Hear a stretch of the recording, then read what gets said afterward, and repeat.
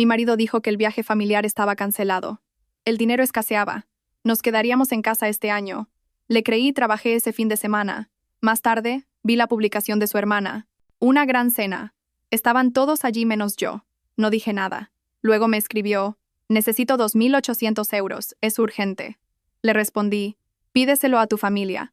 Entonces dejé de pagar y empecé a sanar. Necesito 2.800 euros, es urgente. El mensaje de Mateo brillaba en la pantalla de mi móvil mientras yo estaba de pie en el almacén de suministros del hospital, rodeada de cajas de gasas y el olor a antiséptico. 3 días antes me había dicho que el viaje familiar a la casa del pueblo en la sierra se cancelaba porque el dinero estaba muy justo. 3 días antes, yo le había creído y había aceptado hacer guardias extra el fin de semana. Pero hacía 2 horas, había visto la publicación de Instagram de su hermana, Lucía. Todos ellos en la casa de la sierra, brindando con las copas en alto alrededor de un festín. Mi marido, sonriendo en una esquina de la foto. Ahora quería su pago mensual para la hipoteca de su madre. Mis pulgares se movieron por el teclado. Pídeselo a tu familia. El teléfono sonó de inmediato. Dejé que vibrara contra mi palma 3 veces antes de rechazar la llamada. Otra enfermera necesitaba el almacén, así que cogí la caja de vías que supuestamente había venido a buscar y volví al caos fluorescente de la UCI. A mi turno aún le quedaban 4 horas, pero mi matrimonio acababa de terminar en 5 palabras. No siempre había sido por dinero.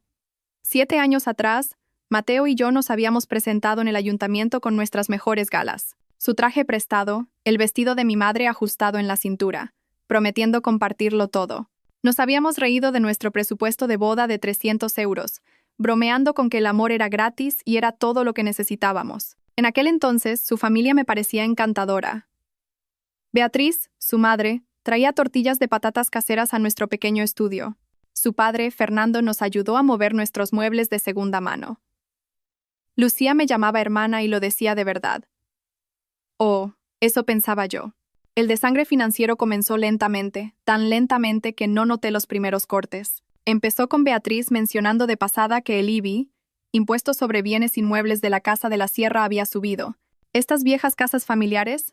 Suspiró mientras tomaba un café en mi cocina, mirando la mancha de humedad de nuestro techo. A veces me pregunto si deberíamos venderla. Aunque todos esos recuerdos de Mateo creciendo allí, miré el rostro de Mateo. Lo vi desmoronarse ante la idea de perder los veranos de su infancia, y me oí a mí misma ofreciéndome a ayudar, solo un poco, solo temporalmente. Quizás podríamos cubrir el IBI este año, dije. Hasta que las cosas mejoren. Beatriz me abrazó entonces, con lágrimas en los ojos, llamándome la hija que nunca tuvo. El cheque empezó siendo de 500 euros. Luego creció a 1.000 euros. Y de alguna manera se convirtió en 2.800 euros cada mes sin ninguna discusión. Mateo lo gestionaba todo, asegurándome que sus padres se estaban recuperando y que nos lo devolverían con el tiempo. Hace 3 semanas Beatriz había aparecido en nuestro piso con su famosa tarta de manzana casera, esa con el enrejado que tardaba horas en hacer. Solo hacía esa tarta cuando quería algo importante. La serví en nuestros platos desparejados mientras hablaba de que el embarcadero necesitaba reparaciones, de lo agradecida que estaba por nuestra ayuda, de cómo presumía ante sus amigas de la parroquia de su generosa nuera. Pocas chicas de tu edad entienden la lealtad familiar, dijo, dándome una palmadita en la mano con sus dedos cuidados. Su anillo de bodas, mejorado el año pasado a un diamante de 2 quilates por su 30 aniversario, captó la luz. Yo llevaba el mismo pequeño brillante con el que Mateo me había pedido matrimonio, diciéndome a mí misma que el tamaño no importaba. La conversación que lo cambió todo ocurrió en nuestra mesa de cocina tambaleante, la que habíamos recogido de la calle hacía 5 años, y pintado de blanco para ocultar los arañazos. Mateo se había sentado frente a mí, jugueteando con su alianza, incapaz de mirarme a los ojos. El viaje a la sierra se cancela este año, dijo, su voz cargada con el peso de una falsa decepción. El dinero está muy justo, Elena. Quizás el verano que viene. Crucé la mesa y le apreté la mano, sintiendo los callos de sus palos de golf. El caro juego que su padre le había regalado por su cumpleaños, que usaba cada fin de semana para hacer contactos para su negocio de consultoría, que nunca parecía conseguir clientes reales. Estamos juntos en esto, le dije, ya calculando qué guardias de fin de semana podría coger. Haré algunas horas de extra. Saldremos ya hasta. Él sonrió entonces. Esa sonrisa de niño bueno que me había enamorado en la universidad, cuando ambos éramos estudiantes sin dinero que sobrevivían a base de pasta con tomate y sueños. Cariño, gracias por entenderlo. Mamá y papá se sentirán decepcionados, pero lo comprenderán. Me imaginé la cara de Beatriz, su tristeza por no tener la reunión familiar anual. La culpa se retorció en mi estómago mientras iniciaba sesión en el sistema del hospital y me apuntaba a las guardias de fin de semana que había rechazado previamente. Turnos de 12 horas, sábado y domingo, con paga extra que ayudaría a cubrir nuestros gastos mientras la familia de Mateo luchaba. Ese viernes por la mañana, antes de mis guardias, Mateo estuvo inusualmente cariñoso. Me preparó café, del bueno de la tienda especializada, no el de nuestra marca habitual del supermercado, y me observó mientras me preparaba para ir a trabajar. Cuando cogí mi bolso, pesado con las barritas de proteínas y los fideos instantáneos que serían mis comidas durante las siguientes 48 horas, me atrajo hacia él. Sus manos se demoraron en mis hombros, sus pulgares frotando pequeños círculos a través de mi pijama sanitario. «Elena», dijo, y algo en su voz me hizo levantar la vista. Sus ojos brillaban, casi febriles. «Gracias por entenderlo, por ser tan comprensiva. Sé que esto no es fácil. Estamos casados», dije simplemente. «Tu familia es mi familia». Me besó entonces, más tiempo que nuestro habitual adiós matutino, sus manos enredándose en mi pelo. Cuando se apartó, había algo en su expresión que no pude leer. Culpa quizás, o pena, o simplemente el estrés de la presión financiera. «Te quiero», susurró contra mi frente. «Yo también te quiero», respondí, ya calculando si podría tomar un café de la cafetería del hospital o si debería ahorrarme los 4 euros. Ahora, de pie en la UCI con el móvil apagado en mi bolsillo, entendí esa expresión. No había sido estrés, ni amor, ni siquiera culpa. Había sido una despedida. Se estaba despidiendo de la esposa a la que estaba a punto de traicionar, de la confianza que estaba a punto de hacer añicos, de la versión de mí que habría hecho cualquier cosa por su familia. El momento del almacén se repetía en mi mente mientras realizaba mis tareas del turno. Hacía 2 horas. Todo tenía sentido. Hacía 2 horas. Estaba agotada pero orgullosa, trabajando extra para apoyar a mi familia en apuros. Ahora lo veía todo de otra manera. Cada pago transferido, cada sacrificio, cada guardia de fin de semana mientras ellos se reunían en la sierra sin mí, 2.800 euros al mes durante 3 años. Los pasillos de la UCI se extendían ante mí mientras avanzaba por el resto de mi turno. Ese intercambio de mensajes ardiendo en mi bolsillo como un carbón caliente de repente se sintió como 40 horas. Cada paciente que tocaba, cada vía que insertaba, cada historial que actualizaba, todo sucedía a través de una niebla de incredulidad.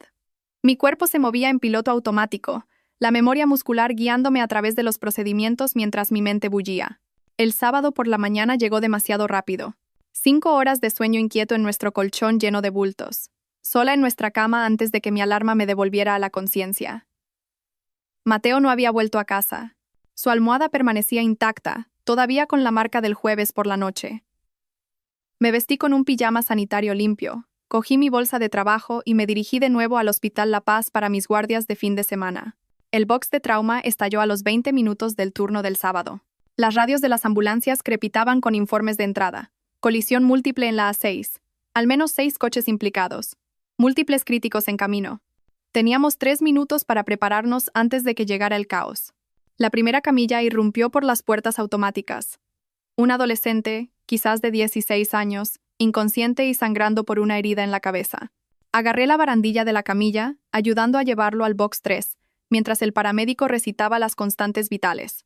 Detrás de nosotros, más sirenas aullaban acercándose. «Elena, te necesito aquí», gritó el doctor Morales, ya con la bata puesta y listo. Sus manos se movían con precisión practicada mientras trabajábamos para estabilizar al chico. La sangre se filtró a través de mis guantes en minutos, manchando el látex azul de un rojo oscuro. Los gritos de la madre resonaban desde el pasillo. Alguien le había dicho en qué habitación estaba su hijo, pero el protocolo la mantenía fuera mientras trabajábamos. Durante las siguientes 6 horas, no pensé en Mateo ni una sola vez. La crisis tiene una forma de reducir tu enfoque al presente inmediato.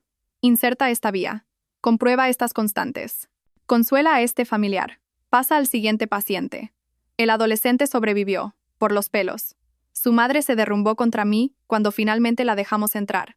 Sus lágrimas empaparon mi pijama sanitario mientras me daba las gracias una y otra vez. La sostuve, susurrando que su hijo era fuerte, que saldría adelante, mientras mi propio mundo se desmoronaba silenciosamente en mi pecho. Cuando finalmente conseguí un descanso, eran pasadas las 7 de la tarde. La cafetería ya había cerrado, dejándome con las opciones de la máquina expendedora. Compré un sándwich rancio y un café aguado, y llevé ambos a la sala de descanso del personal. Me dolían los pies dentro de mis calcetines de compresión. 12 horas hechas, 12 más mañana. Saqué mi móvil para revisar los mensajes. Nada de Mateo. Pero allí estaba la notificación de la historia de Instagram de Lucía. Publicada hacía 4 horas. En contra de mi buen juicio, hice clic. El video se cargó lentamente en el deficiente Wi-Fi del hospital. Primero apareció el embalse al atardecer. La luz dorada bailando sobre el agua. La cámara de Lucía recorrió la escena con entusiasmo de aficionada. Fin de semana familiar perfecto. Gorjeó su voz a través de mis auriculares. Qué bendición tener a todos juntos. Aparecieron copas de champán en el encuadre, varias manos levantándolas en un brindis. La cámara se movió para mostrar la mesa al aire libre. Guirnaldas de luces parpadeando. Una mesa que gemía bajo el peso de la comida. Un cordero asado en el centro, rodeado de pimientos de padrón, ensaladilla rusa, gazpacho, y lo que parecía ser el famoso arroz con leche de Beatriz. Luego la cámara barrió a la gente. Beatriz con un vestido de verano nuevo, el color coral complementando su pelo rubio recién teñido. Fernando al mando de la barbacoa con una espátula en una mano y una cerveza en la otra. Daniel con una mujer que nunca había visto antes.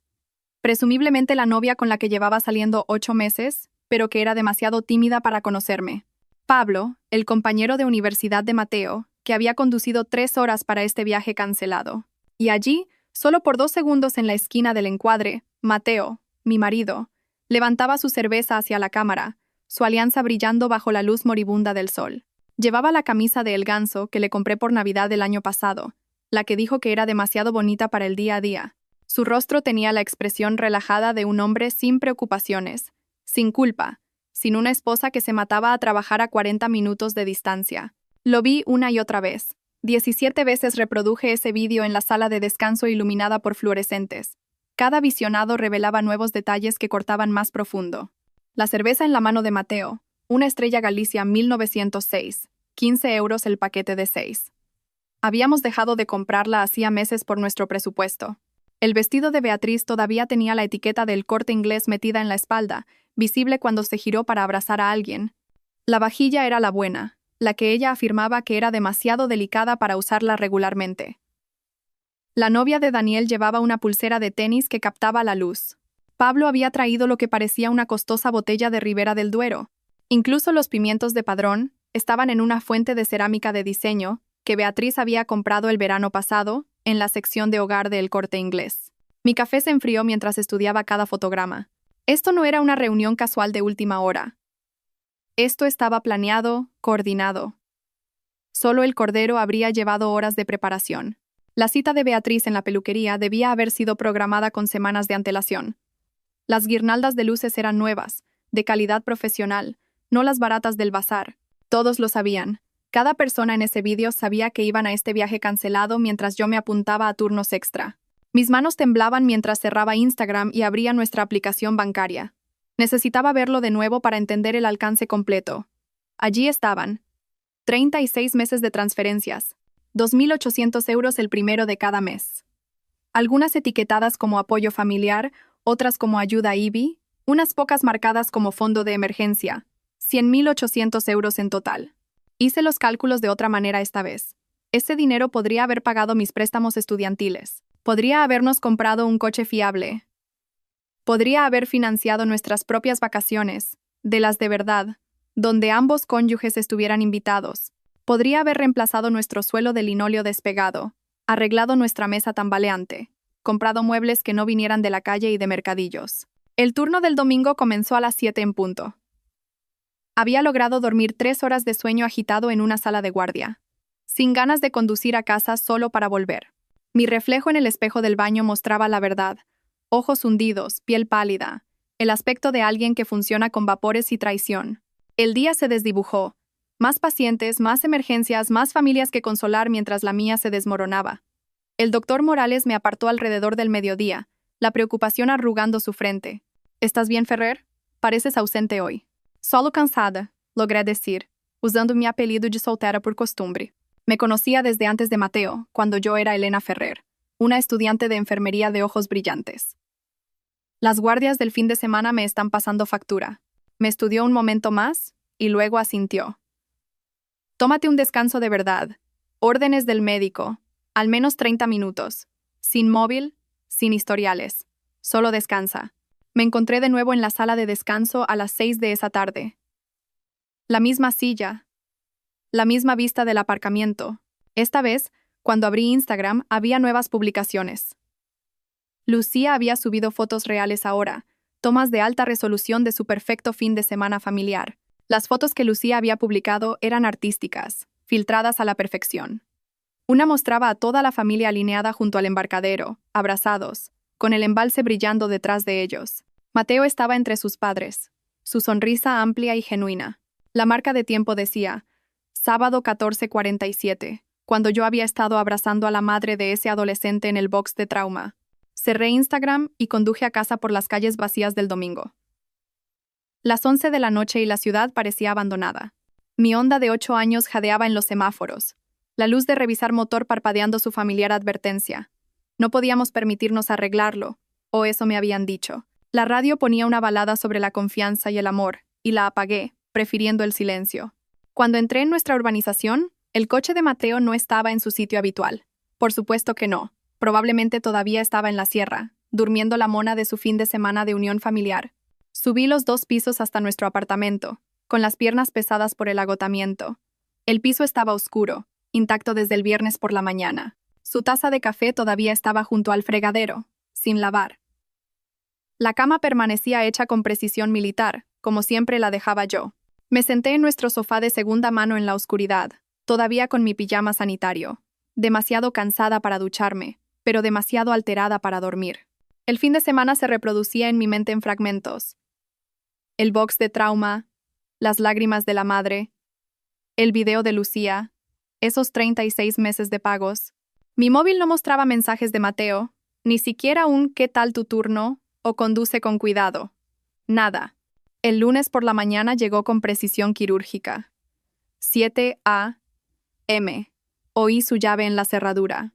Yo estaba en la mesa de la cocina tomando mi primera taza de café cuando Mateo entró, llevando una bolsa de papel de una pastelería cara del centro y un portavasos con 2 cafés. «Hola, cariño». Su voz era brillante, alegre. Su cara tenía un sutil bronceado, del tipo que se consigue tras un fin de semana en el agua. «He traído el desayuno. Pensé que tendrías hambre después de tus guardias». Puso todo sobre la mesa con la facilidad casual de alguien sin secretos. Tostadas con tomate y jamón ibérico. Probablemente 30 euros de desayuno para nuestro hogar con presupuesto ajustado. Deslizó un café hacia mí y luego se inclinó para besarme en la mejilla. No me aparté, pero tampoco me incliné hacia él. «¿Qué tal tu fin de semana?», preguntó, sentándose en su silla con normalidad practicada. «Las guardias. Brutales». Estudié su rostro como evaluaría a un paciente, buscando signos delatores, síntomas de culpa o engaño. Pero Mateo era un actor consumado. Sus ojos marrones mantenían el contacto visual. Su sonrisa seguía siendo fácil. Sus manos no se movían nerviosamente. Solo un marido preguntando por el fin de semana de trabajo de su esposa. «Sí», dije, tomando un sorbo de café. Era perfecto. Con leche de avena y un extra de café. Exactamente como me gustaba. «Vaya fin de semana. Siento que tuvieras que trabajar», dijo, untando tomate en su tostada. Yo principalmente me puse al día con informes. Hice algo de trabajo en el balcón. De hecho, tomé un poco el sol. Gesticuló hacia su cara con una risa autocrítica. Olvidé la crema solar como un idiota. El balcón, nuestro diminuto balcón en el que apenas cabía una silla y donde el sol de la tarde daba quizás 1 hora, si tenía suerte. Asentí, viéndolo morder su tostada. El jamón se desmigajaba sobre la mesa. «Tu madre ha escrito», mentí suavemente. «Dice que necesita el pago hoy». Mateo no titubeó. «Ah, claro, ya es día 1. El tiempo vuela. Haré la transferencia después de ducharme». Se levantó, estirándose como un gato al sol. «Dios, estoy dolorido. Debo haber dormido raro. O haber pasado el fin de semana haciendo esquí acuático», pensé, pero no lo dije. Se dirigió hacia el baño, quitándose ya la camisa.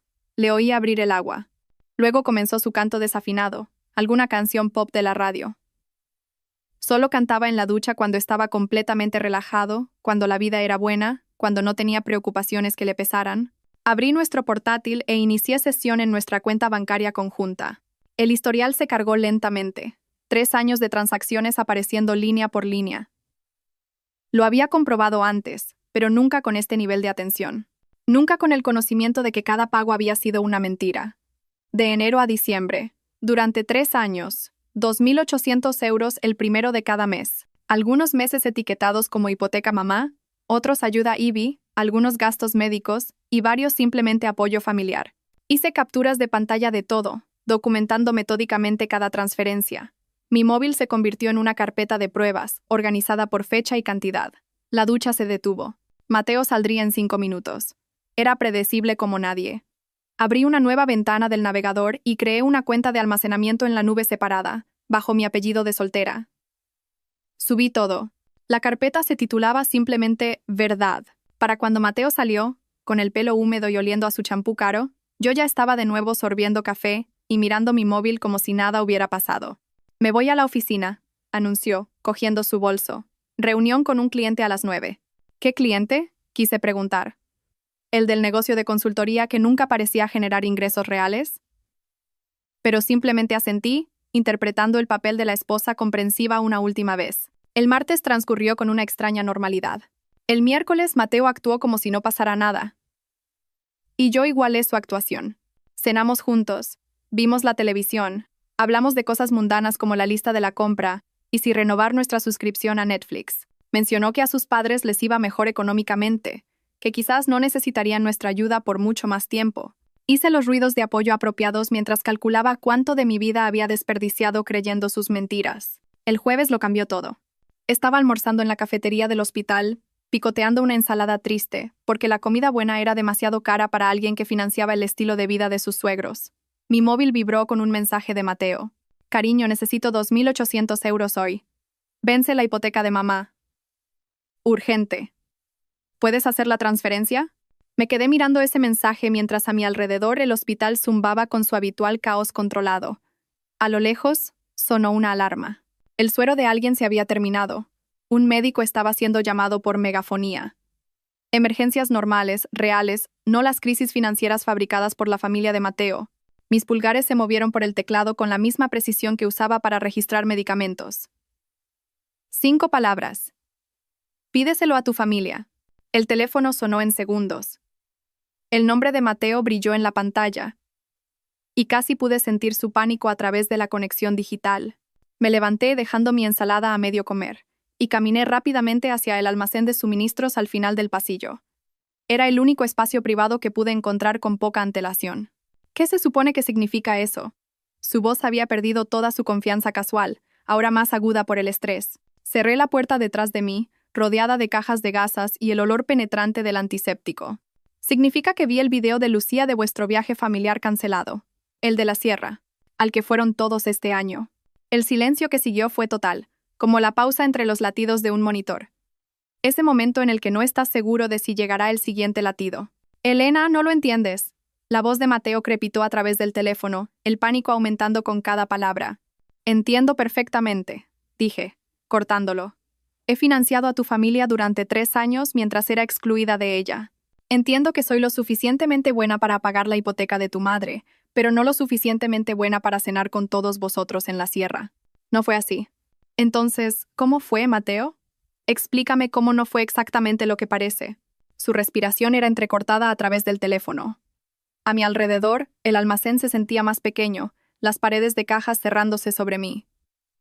Una enfermera llamó a la puerta. Necesitaba suministros.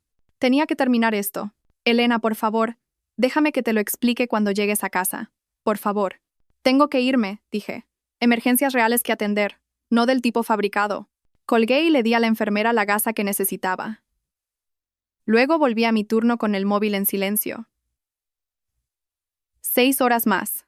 6 horas más de problemas reales, dolor real, curación real, no la actuación teatral que me esperaba en casa. Cuando crucé la puerta de nuestro apartamento a las 8 de esa noche, pensé que me había equivocado de piso. Las velas cubrían cada superficie, la mesa de centro, la estantería, incluso los alféizares de las ventanas. Las luces del techo estaban apagadas, proyectando un resplandor dorado y parpadeante sobre todo. La mesa del comedor, en la que normalmente comíamos comida para llevar, estaba puesta con nuestra vajilla de boda, la que nos había regalado una tía de Mateo y que vivía en una caja encima de la nevera. Luego me golpeó el olor. ajo, albahaca, algo rico y con tomate. Mateo salió de la cocina vistiendo la camisa granate que le había comprado la Navidad pasada, la que dijo que era demasiado bonita para el día a día. En sus manos, una botella de vino. No del tipo de 8 euros del supermercado, sino del de 30 euros para aniversarios. Elena, dijo su voz suave cuidadosa, he hecho la cena, tu favorita, desde cero, pasta arrabbiata. La había preparado exactamente 3 veces en nuestros 7 años juntos. Una cuando me pidió matrimonio, una después de una gran pelea por el primer préstamo a su madre, y ahora. La manipulación era tan transparente que casi me reí. Siéntate, dijo, retirando mi silla. Por favor, déjame explicarte. Me senté, no porque quisiera escuchar su explicación, sino porque me dolían los pies y tenía curiosidad por ver hasta dónde llevaría esta actuación. Sirvió el vino con manos temblorosas, luego la pasta con la concentración de un chef en un programa de cocina. Todos se sienten fatal, dijo, sentándose frente a mí. La luz de las velas hacía bailar sombras en su rostro. Mamá se ha pasado el día llorando. Nunca quiso hacerte daño. Empujé un pene por mi plato. La salsa estaba perfecta. La cantidad justa de picante. ¡Qué desperdicio de esfuerzo! Tu madre ha estado llorando, repetí lentamente. La mujer que acaba de cobrar mi pago mensual de 2.800 euros está llorando. No sabía que no te había hablado del viaje. Ella asumió. ¿Asumió qué? ¿Que estaba trabajando porque eso es lo que siempre hago? ¿Trabajar mientras todos vosotros jugáis? Mateo extendió la mano sobre la mesa para coger la mía. La retiré, colocándola en mi regazo. Pensamos que sería más fácil, dijo.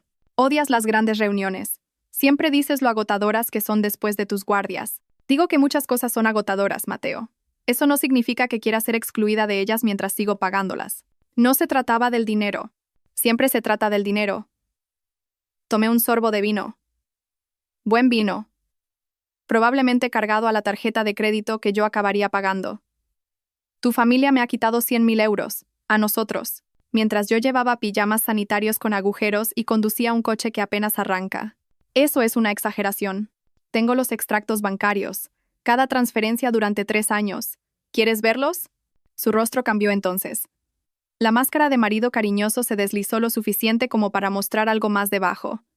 Miedo, quizás, o cálculo. Son mis padres, Elena. La familia ayuda a la familia. Aparentemente yo no soy familia. El silencio se extendió entre nosotros, roto solo por el siseo de la llama de una vela al golpear la cera derretida. La mandíbula de Mateo se movía como si estuviera masticando palabras, tratando de encontrar las correctas. Mamá quiere hablar contigo, dijo finalmente. Para explicarte. Se siente fatal por el malentendido. ¿El malentendido? Como si fuera una simple falta de comunicación sobre los planes para la cena en lugar de una explotación financiera sistemática y una exclusión emocional. Puede llamarme ella misma, dije, poniéndome de pie. Pero he terminado de enviar dinero y he terminado con esta conversación. Lo dejé sentado allí, con sus velas, su pasta y su remordimiento calculado. El viernes por la mañana, la llamada de Beatriz llegó mientras me vestía para mi turno. Su nombre en la pantalla de mi móvil me revolvió el estómago, pero contesté de todos modos, poniéndola en altavoz mientras me ponía el pijama sanitario. Elena, cariño. Su voz goteaba esa dulzura sureña que podía abrir como un grifo. Todo esto se ha ido de las manos. ¿Ah, sí? Mantuve mi voz neutral clínica. Pensábamos que estabas trabajando, querida. Mateo dijo que habías cogido guardias extra. No queríamos hacerte sentir mal por perderte el tiempo en familia. Me até los zapatos lentamente, dejando que sus palabras flotaran en el aire. Así que, en lugar de invitarme y dejarme decidir, me mentisteis. Esa era la opción más amable. No mentimos. Mateo me dijo que el viaje estaba cancelado. ¿Era eso cierto, Beatriz? Silencio. Hermoso. Condenatorio silencio. El dinero que envías, no se trata de eso, comenzó de nuevo. Estamos agradecidos, por supuesto, pero la familia es más que dinero. Estoy de acuerdo, dije, levantándome y comprobando mi reflejo. Por eso estoy confundida acerca de ser excluida de eventos familiares que estoy pagando. Elena, por favor. La casa, la hipoteca. Podríamos perderlo todo. Quizás deberíais vender una de las barcas, sugerí, mi voz tan dulce como la suya. O pedírselo a los miembros de la familia que sí fueron invitados a vuestras reuniones. La familia de verdad. ¿No lo dices en serio? Sí, lo digo en serio. Las transferencias se detienen ahora. Si necesitáis ayuda, pídeselo a vuestra familia, los que salen en todas esas fotos. Colgué antes de que pudiera responder. En 3 horas, comenzó el asalto en las redes sociales. Lucía, la hermana de Mateo, la que había publicado los vídeos, empezó con citas sutiles en sus historias de Instagram. La familia no es cuestión de sangre. Es sobre quién está dispuesto a sostener tu mano cuando más lo necesitas. Luego, algunas personas nunca entenderán el sacrificio. Para la hora del almuerzo, había escalado. Apareció una foto de la casa de la sierra con un texto más largo. Este lugar guarda cada recuerdo de la infancia, cada celebración familiar, cada momento que importó. Hay cosas por las que vale la pena luchar. La verdadera familia lo entiende. Otras personas solo ven signos de euros. Los comentarios bajo la publicación de Lucía fueron feroces. Primos que nunca había conocido me llamaron desalmada. Tías que nunca me habían invitado a nada me etiquetaron como egoísta. Alguien llamada Mónica, que creo que era amiga de la parroquia de Beatriz, escribió un largo párrafo sobre cómo los jóvenes de hoy no entienden los valores familiares. Hice capturas de pantalla de todo antes de que Lucía me bloqueara por completo, añadiéndolo todo a mi creciente colección de pruebas. Ese fin de semana comenzaron a aparecer los mensajes de Daniel, el hermano de Mateo, en el móvil de mi marido. Mateo dejó su teléfono en la encimera de la cocina el sábado por la mañana mientras se duchaba. Descuidadamente o quizás intencionadamente. La pantalla se iluminó con mensaje tras mensaje de su hermano menor. Tu mujer está destrozándolo todo. Mamá no para de llorar. Papá dice que tomaste tu decisión y mira lo que ha pasado.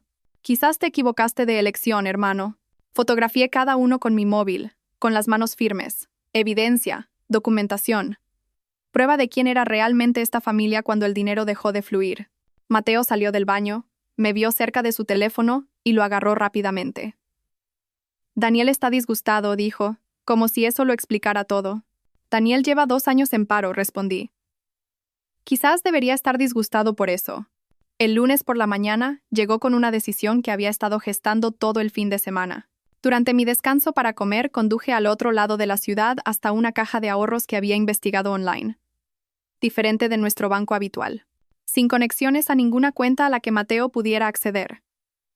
La mujer que me ayudó tenía ojos marrones cálidos y mechones plateados en el pelo. Su placa decía Verónica. Necesito abrir una cuenta corriente, dije. Solo a mi nombre. Verónica no preguntó por qué una mujer casada necesitaba su propia cuenta. Quizás vio algo en mi cara, o quizás había ayudado a otras mujeres en mi situación. Procesó todo de manera eficiente, profesional, sin juzgar. ¿Va a hacer un depósito hoy? Preguntó. Le entregué mi cheque de las horas extra. 800 euros del fin de semana en la sierra. La ironía no se me escapó. El dinero que había ganado mientras ellos estaban de vacaciones era el primer depósito en mi fondo para la libertad. La tarjeta de débito que Verónica me entregó era de plástico azul liso, nada especial. Pero sostenerla fue como sostener la llave de una puerta que había olvidado que existía. La guardé en un bolsillo que Mateo nunca revisaba, detrás de mi identificación del hospital. Esa tarde me senté en la mesa de nuestra cocina con mi portátil mientras Mateo veía la televisión en el salón. Inicié sesión en el sistema de recursos humanos del hospital y cambié la información de mi domiciliación de nómina. A partir del siguiente periodo de pago, mis ingresos irían a mi cuenta, solo a la mía. Mateo echó un vistazo durante un anuncio. ¿En qué trabajas? Solo actualizando algunas cosas del trabajo, dije. Asintió y volvió a su programa, sin saber que acababa de cortar el cordón financiero que me había atado a la manipulación de su familia. El miércoles, usé mi descanso para comer de manera diferente. En lugar de comer en la cafetería, conduje a un pequeño edificio de oficinas a 3 calles del hospital. La consulta de la DRA. Sara Vega estaba en el segundo piso, un espacio tranquilo con paredes color crema y vistas a un pequeño jardín. La DRA.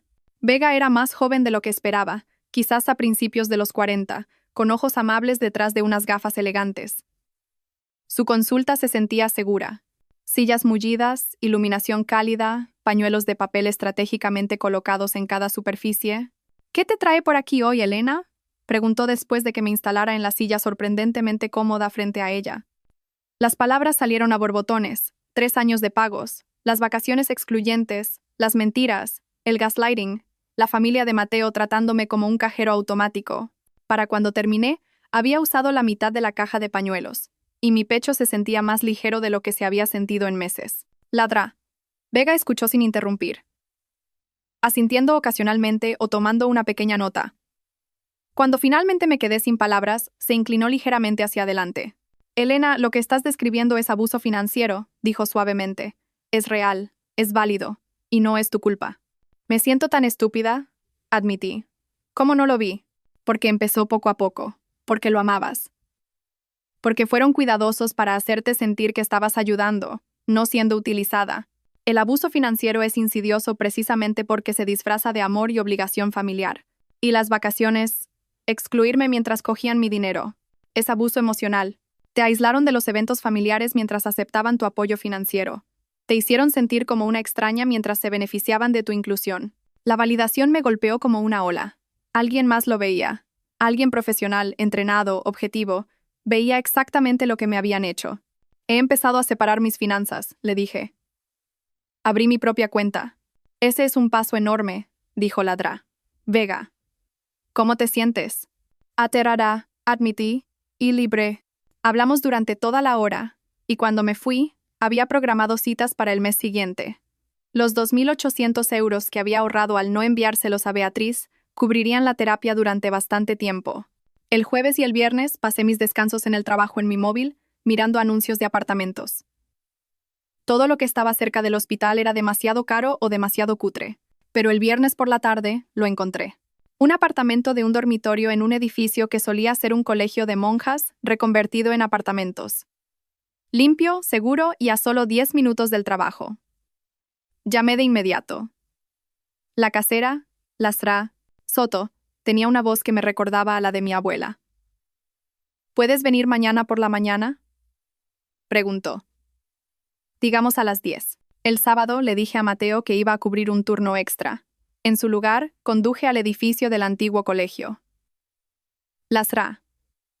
Soto me estaba esperando fuera. Una mujer de unos 70 años con el pelo plateado y ojos sabios. ¿Es usted la enfermera de La Paz? Preguntó. Sí, señora. Me guió por un tramo de escaleras hasta un apartamento en una esquina. Cuando abrió la puerta, la luz del sol de la mañana inundó a través de ventanas que realmente se abrían. Los suelos eran de madera original, arañados pero limpios.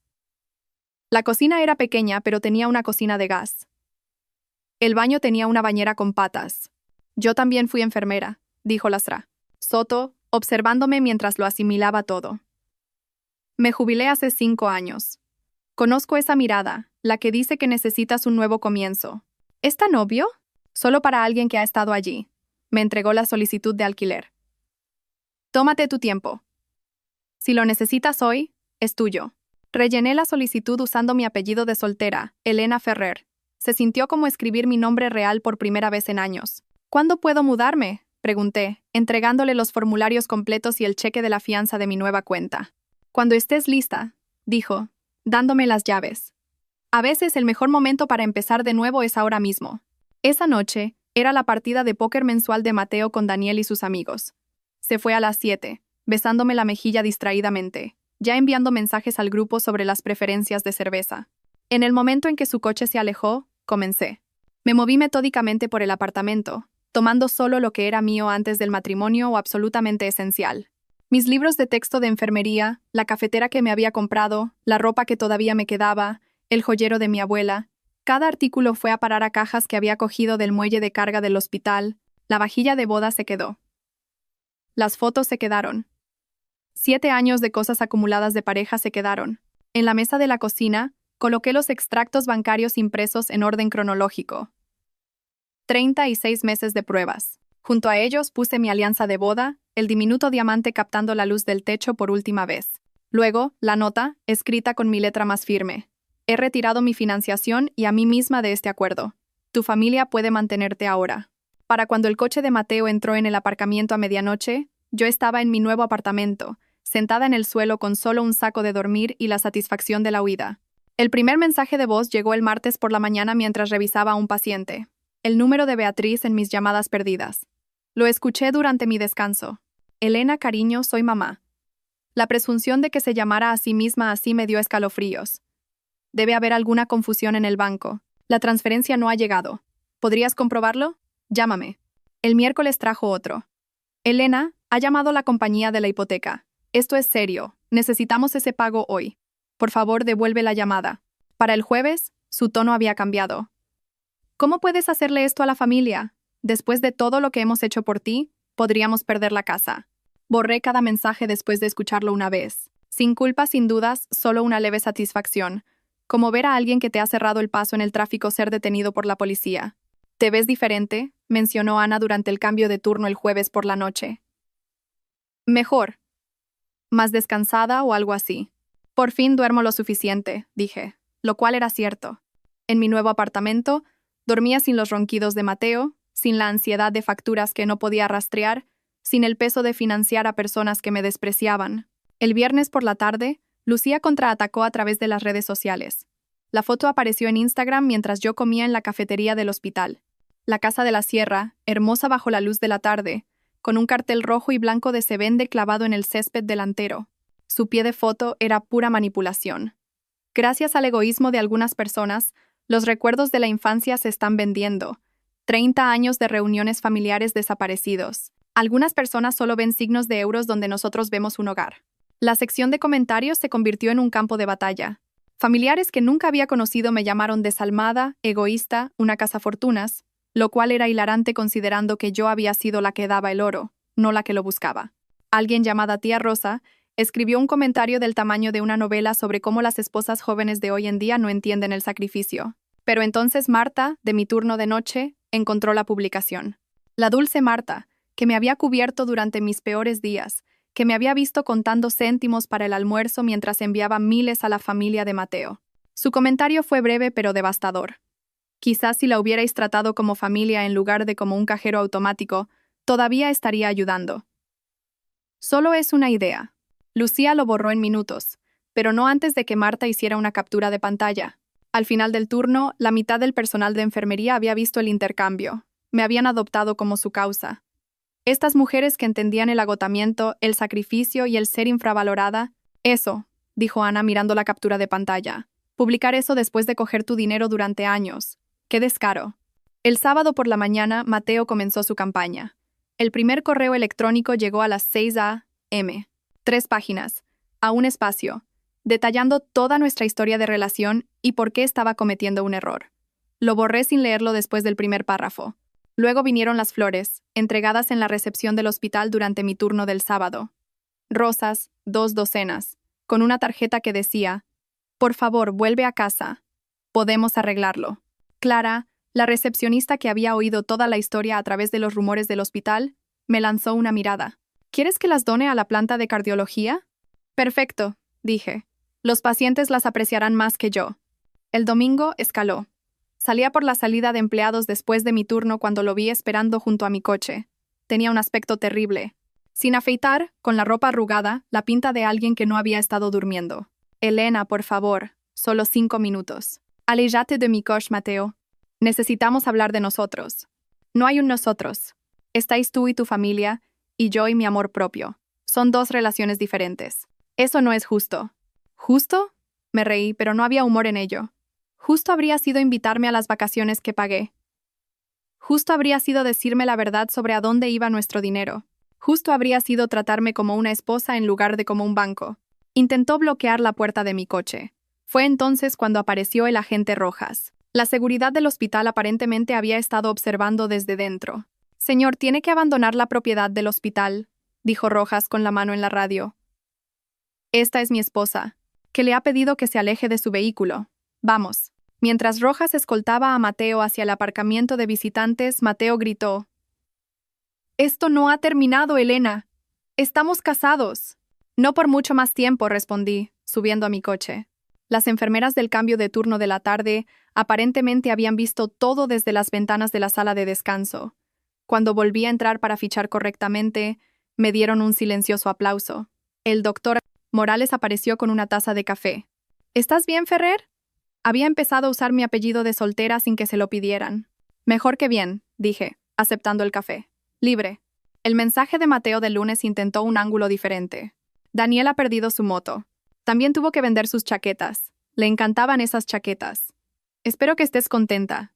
Daniel, que no había trabajado en 2 años, que se había pasado los días paseando en una moto que Beatriz pagó con mi dinero, finalmente se había encontrado con las consecuencias. Tomé una foto de los nuevos pijamas sanitarios que me había comprado, la primera ropa de trabajo nueva que tenía en 2 años, y se la envié de vuelta. Me encanta poder permitirme ropa de trabajo. Es curioso cómo funciona eso. No respondió a ese. A través de los rumores del hospital, me enteré de más cosas sobre el colapso de la familia. Daniel había aceptado un trabajo en un almacén, su primer empleo real desde que lo conocía. La Casa de la Sierra tuvo múltiples ofertas, pero todas por debajo del precio de venta. Aparentemente, el embarcadero realmente necesitaba esas reparaciones que Beatriz había mencionado. Mateo se había mudado de nuevo con sus padres para ayudarlos a superar este momento difícil, aunque sospechaba que era porque no podía permitirse nuestro apartamento solo. Beatriz dejó un último mensaje de voz esa semana. Espero que puedas vivir contigo misma, destruyendo una familia así. Te acogimos y así es como nos lo pagas. Guardé ese, no por culpa, sino como un recordatorio. Habían acogido mi dinero, no a mí. Y ahora, finalmente, estaban aprendiendo la diferencia. Escuché el mensaje de voz de Beatriz una vez más antes de borrarlo para siempre. Sus palabras, destruyendo una familia, resonaron en mi apartamento vacío mientras hacía la maleta para un viaje que había estado planeando durante semanas. 2 meses ahorrando mi propio dinero, 2 meses sin financiar su estilo de vida, y finalmente tenía suficiente para algo que solo había soñado, un viaje en solitario a las Alpujarras. Las montañas de Granada me habían llamado desde la Facultad de Enfermería, cuando una compañera mostró fotos de sus vacaciones allí. En aquel entonces me prometí a mí misma que algún día, cuando tuviera dinero, iría. Ahora me di cuenta de que siempre había tenido el dinero. Simplemente lo había estado regalando a gente que no me valoraba lo suficiente como para invitarme a cenar. El vuelo era temprano por la mañana, más barato así. Había aprendido a apreciar los pequeños ahorros ahora que conservaba mis ganancias. El asiento del medio no me molestó. El bebé que lloraba 2 filas más atrás no me inmutó. Estaba volando hacia algo, en lugar de huir de algo, y eso marcaba toda la diferencia. Las Alpujarras en octubre eran perfectas. Días cálidos, noches frescas, una luz dorada que hacía que las montañas brillaran como si estuvieran iluminadas desde dentro. Había reservado un hotel modesto, nada lujoso, solo limpio y tranquilo con vistas al Mullacén desde mi ventana. Esa primera noche, me senté en el pequeño balcón con una taza de té, viendo el atardecer pintar las cumbres con tonos para los que no tenían nombre. A la mañana siguiente, comencé la ruta del barranco de Poqueira al amanecer. La caminata fue más dura de lo que esperaba. Empinada, requiriendo trepar en algunas partes. Me ardían las piernas, mi pecho jadeaba en el aire fino, pero seguía adelante. Otros excursionistas me pasaban, más jóvenes, más en forma, pero no me importaba. Esto no era una carrera, era una peregrinación. A mitad de camino, sentada en una cornisa para recuperar el aliento, mi móvil vibró. Había olvidado ponerlo en modo avión. La notificación era un correo electrónico. Beatriz había enviado algo a lo que parecían ser todas las direcciones de correo electrónico de sus contactos. El asunto. La verdad sobre Elena Ferrer. Casi lo borro de inmediato. Luego, la curiosidad ganó. Lo abrí mientras el sol de la mañana calentaba la roca bajo mis pies. Eran 3 párrafos de veneno. Cómo había destruido su familia, cómo había manipulado a Mateo, cómo había fingido preocuparse solo para quitarles la alfombra de debajo de los pies cuando más me necesitaban. Detallaba sus problemas financieros, la pérdida de la Casa de la Sierra, la moto embargada de Daniel, sus actuales circunstancias reducidas, y me culpaba de todo por mi vengativa retirada de apoyo. El correo fue enviado a 43 personas, parientes, sus amigos de la parroquia, incluso algunos nombres que reconocí como compañeros de trabajo de Mateo. Había puesto a todos en el campo para, sin siquiera molestarse con la dignidad del CCO. Me senté en esa roca, mirando el valle de abajo, y no sentí nada. Ni ira, ni dolor, solo una extraña ligereza, como ver pasar una tormenta sin mojarme. Pulsé responder a todos. Mi respuesta fue simple, fáctica y devastadora.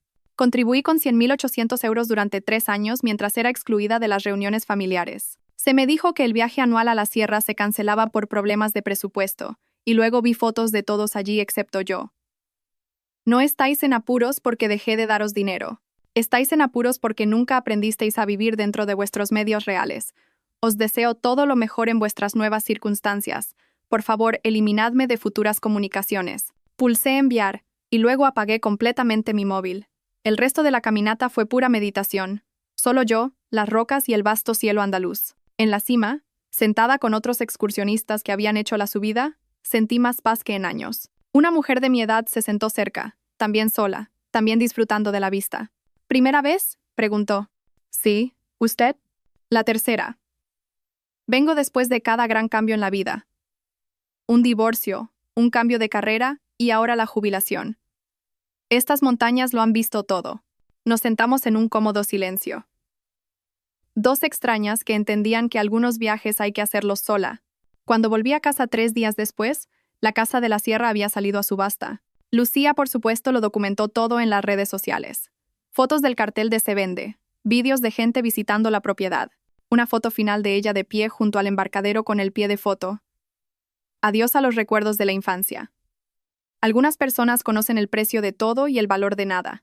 Yo estaba en el trabajo cuando tuvo lugar la subasta real, mis manos firmes mientras insertaba una vía en las frágiles venas de un anciano. Su hija estaba cerca, ansiosa, y reconocí algo en sus ojos. Había estado siguiendo las publicaciones de Lucía. «Usted es la enfermera», dijo en voz baja. «De las publicaciones de Instagram, la que...». Mantuve mi concentración en mi paciente, profesional, tranquila. «La familia de mi exmarido hizo lo mismo», continuó. «Coger y coger, y luego llamarme egoísta cuando dejé de dar. Es usted muy valiente». «Solo práctica», dije, asegurando la vía. «Su padre va a estar bien. Este medicamento ayudará con el dolor». Mientras sostenía la mano de su padre durante el procedimiento, me di cuenta de algo. Estos pasillos, estos pacientes, estos compañeros que se habían unido a mi alrededor. Esta era mi verdadera familia. Gente que valoraba mi habilidad, mi compasión, mi presencia, no mi cuenta bancaria. Los papeles del divorcio estuvieron listos 2 semanas después. Mi abogada, pagada con mi propio dinero, lo había hecho simple. Divorcio de mutuo acuerdo, sin pensión compensatoria solicitada por ninguna de las partes. Solo una ruptura limpia. Hice que le entregaran los papeles a Mateo en el apartamento de alquiler de sus padres. El oficial de justicia me dijo más tarde que Mateo había abierto la puerta con el aspecto de haber envejecido 5 años en 5 meses. Camisa arrugada, ojos hundidos, la mirada de un hombre cuya vida cómoda se había derrumbado. Me llamó inmediatamente después de recibir la notificación. «Elena, por favor, podemos arreglarlo. Ven al apartamento, hablemos. No hay nada que discutir. Firma los papeles. Cometí errores. Tomaste decisiones, y yo también. La mía fue dejar de financiar a personas que me excluían». «Firma los papeles, Mateo».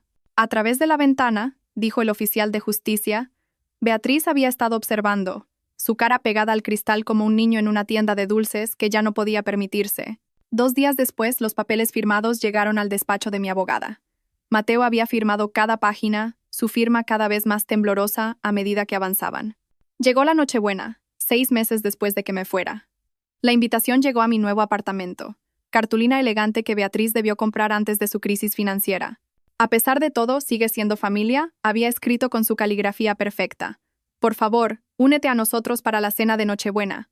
El remite era su apartamento de alquiler, no la casa de la sierra. La cena sería en un comedor estrecho, no con vistas al agua. El cordero sería comprado en el supermercado, no el lechal de primera que solían servir. Yo trabajaba en Nochebuena de todos modos. La paga extra de festivo era demasiado buena para dejarla pasar, y el hospital necesitaba personal. Pero incluso si hubiera estado libre, mi respuesta habría sido la misma. Devolví la invitación con una sola línea escrita a través de ella. La familia no exige un pago por la admisión. Luego bloqueé todos los números. El de Mateo, el de Beatriz, el de Daniel, el de Lucía, incluso el de los primos que me habían llamado desalmada. Uno por uno, los borré de mi móvil, de mi vida, de mi futuro. Esa noche de Nochebuena en el hospital, después de bloquear todos los números, trabajé mi turno con una ligereza inusual. El servicio de urgencias estaba ocupado. Los días festivos siempre lo están. Pero me moví a través del caos con una claridad que nunca antes había tenido. Sin un móvil vibrando con chantajes emocionales. Sin cálculos mentales sobre dinero que no podía rastrear. Solo el trabajo, los pacientes y la peculiar libertad de estar completamente desconectada de las personas que me desangraban. «Ferrer, ¿quieres un poco de cordero?». El doctor Morales me ofreció un plato de la comida que habían preparado en la sala de descanso. El hospital siempre hacía algo agradable para el personal de guardia. «Gracias», dije, aceptándolo. Cordero de verdad, guarnición de verdad, pertenencia de verdad. Nadie aquí esperaba un pago por la inclusión. Los meses que siguieron se desdibujaron de la mejor manera. El invierno se convirtió en primavera, la primavera en verano. Aprendí a cocinar para una sin sentirme sola. Decoré mi apartamento con plantas. Una sansevieria junto a la ventana, un potos colgando de una estantería, un espatifilo que floreció inesperadamente en julio. Prosperaban con la luz natural de ventanas que realmente se abrían, a diferencia de nuestro antiguo apartamento donde todo se sentía atrapado. Mi cuenta bancaria hizo algo que nunca había visto antes. creció, sin la hemorragia de 2.800 euros mensuales, y con el ascenso a supervisora de turno que había conseguido 6 meses después de dejar a Mateo, vi cómo los números subían. No dramáticamente, no era riqueza de ninguna manera, pero era suficiente. Suficiente para reparaciones del coche sin pánico, suficiente para zapatos de trabajo nuevos sin culpa, suficiente para una cena agradable ocasional sin mirar el precio 3 veces. El editor del boletín del hospital se me acercó en agosto. Estamos haciendo una serie sobre bienestar financiero para los trabajadores de la salud. ¿Considerarías escribir algo? Escribí sobre cómo reconocer el abuso financiero, sin dar nombres. Sobre cómo empieza poco a poco, solo ayudando temporalmente. Sobre cómo crece, emergencia familiar tras emergencia familiar. Sobre cómo se esconde detrás del amor, la obligación, la culpa. Sobre cómo termina cuando finalmente te valoras a ti misma más que su aprobación. La respuesta me abrumó. Colegas con los que había trabajado durante años me apartaban en silencio. Esto también me pasó a mí. La familia de mi exmujer hizo lo mismo. Todavía estoy en ello. ¿Cómo saliste? Comencé un grupo de apoyo informal. Los jueves por la tarde, en mi apartamento, té y conversación honesta. Lo llamamos límites financieros para cuidadores, porque descubrimos que los enfermeros éramos particularmente vulnerables a este tipo de explotación. Estábamos entrenados para ayudar, para sacrificarnos, para poner a los demás primero. Eso nos convertía en objetivos perfectos para la manipulación financiera. Un jueves de septiembre, exactamente un año después de aquella llamada en el almacén, recibí una carta. Escrita a mano, sin remite. Pero reconocí la letra de Mateo. Casi la tiro sin abrir. Luego, la curiosidad ganó. Su letra era diferente, más pequeña, más cuidadosa, como si estuviera midiendo cada palabra. Elena, te escribo esto desde mi estudio, el que realmente puedo permitirme con los 2 trabajos que tengo ahora. Es curioso como nunca entendí lo que significaba trabajo hasta que tuve que hacerlo yo mismo. Ahora veo lo que te quitamos. No solo dinero. Dignidad, respeto, pertenencia. Te hicimos pagar por el privilegio de ser excluida, y yo lo permití. Peor aún, lo orquesté. Mamá todavía te culpa. Lucía publica sobre la lealtad familiar. Daniel se queja del trabajo en el almacén. Ellos no lo entienden. Pero yo sí, ahora. No éramos una familia. Éramos parásitos. Y yo era el peor porque se suponía que debía amarte. No espero perdón. No espero nada. Solo quería que supieras que una persona de todo ese desastre finalmente entiende lo que te hicimos. Estuvo mal. Fue cruel. Y te merecías mucho más. Espero que lo hayas encontrado. Mateo. Lo leí una vez. Sentada en mi pequeña mesa de comedor con una taza de café. Sentí un momento de tristeza por el matrimonio que podría haber sido si él hubiera sido así de honesto desde el principio. Luego lo archivé en una caja etiquetada como pasado y seguí con mi día. 2 meses después, las Ra. Soto llamó a mi puerta. ¿Viste la esquela? Beatriz había fallecido. Un infarto a los 67 años. El funeral sería el sábado en la iglesia del pueblo de la Sierra donde asistían cuando tenían la casa, antes de perderlo todo. No fui. Pero no me sorprendió cuando 3 semanas después llegó una carta certificada de un bufete de abogados. El testamento de Beatriz, hecho años atrás cuando tenían dinero y yo todavía era la nuera estupenda, nunca había sido actualizado. Me había dejado su colección de joyas. Lucía lo impugnó de inmediato, por supuesto, pero el testamento era blindado, escrito cuando Beatriz jugaba a ser la suegra cariñosa, probablemente pensando que las joyas me mantendrían agradecida y generosa. La ironía era perfecta. Accidentalmente me había dado un último pago desde más allá de la tumba. La colección fue tasada en 15.000 euros. Buenas piezas, oro de verdad, gemas de calidad. Cosas que ella había lucido en reuniones familiares a las que yo no estaba invitada, compradas con dinero que yo había ayudado a proporcionar. Vendí cada pieza a un joyero del centro, y luego conduje directamente al refugio para mujeres de la calle del Olmo. La directora, una mujer de aspecto cansado llamada Raquel, aceptó el cheque bancario con sorpresa. Esto es increíblemente generoso. ¿Le gustaría nombrar la donación para nuestros registros? Llámelo el fondo familiar, dije. Para mujeres que encuentran a sus familias reales después de perder las falsas. Estudió mi rostro con el reconocimiento de alguien que había oído historias similares. El fondo familiar será. Hoy se cumplen 2 años de ese video de Instagram. 2 años desde que mi mundo cambió. Me ofrecí voluntaria para el turno del amanecer, queriendo marcar el aniversario con algo significativo, un trabajo que realmente importara. El trayecto al hospital a las 5 a.m. fue perfecto. Calles vacías, música clásica en la radio, café en mi termo, del bueno que ahora podía permitirme. El cielo se aclaró gradualmente, pintando las nubes con tonos de melocotón y oro. Mi móvil, guardado en mi bolso, permaneció en silencio, sin mensajes desesperados sobre necesidades urgentes, sin mensajes de voz sobre familias destruidas, sin chantajes emocionales disfrazados de invitaciones. Solo paz. Aparqué en mi plaza designada, una de las ventajas de ser supervisora, y caminé hacia la entrada de empleados. La puerta automática me detectó y se abrió con su silbido familiar, como si el propio edificio me diera la bienvenida a casa. Si esta historia de traición financiera y dulce independencia te ha hecho aplaudir a Elena, dale al botón de me gusta ahora mismo. Mi parte favorita fue cuando Elena respondió: pídeselo a tu familia, después de descubrir la verdad sobre esas vacaciones en la sierra. ¿Cuál fue tu momento de justicia favorito? Déjalo en los comentarios. No te pierdas más historias de empoderamiento como esta. Suscríbete y activa la campana de notificaciones para no perderte ninguna publicación.